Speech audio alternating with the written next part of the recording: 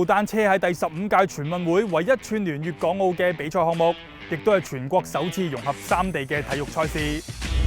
男子個人賽全程230公里嘅比賽路線，以港珠澳大橋為紐帶，由珠海出發，踩到澳門之後，從港珠澳大橋進入香港，最後返到珠海衝線。舊年11月已經進行咗測試賽啦。如果深刻話，始終都係港珠澳大橋。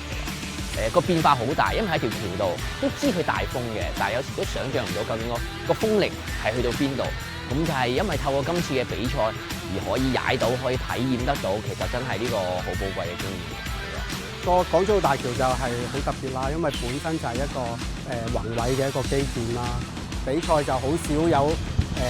大部分嘅路段都喺一啲跨海大橋上面啦，尤其是因為都喺即係澳門都係一部分啦，咁所以個歸屬感特別強啲啊，有另一份好特別嘅滿足感。賽事連接3地，運動員同埋工作人員事前都喺珠海起點嘅閉環區域內進行特別安檢，一地3檢就成為辦賽嘅其中一個關鍵。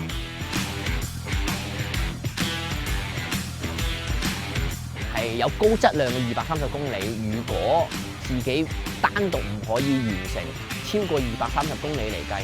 其實好難喺呢個比賽上面有競爭力咯。打完橫琴翻出嚟仲有20公里度，其實最關鍵就係嗰20公里。去到後半段大家消耗嘅時候咧，你嘅對手仲要攞成績去進攻嘅時候，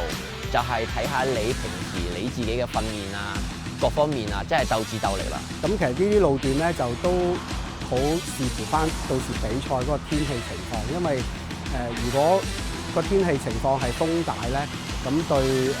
比賽運動員嗰個影響會係特別大嘅。破天荒嘅比賽路線打通咗粵港澳賽事銜接機制，進一步深化大灣區城市之間嘅互聯互通。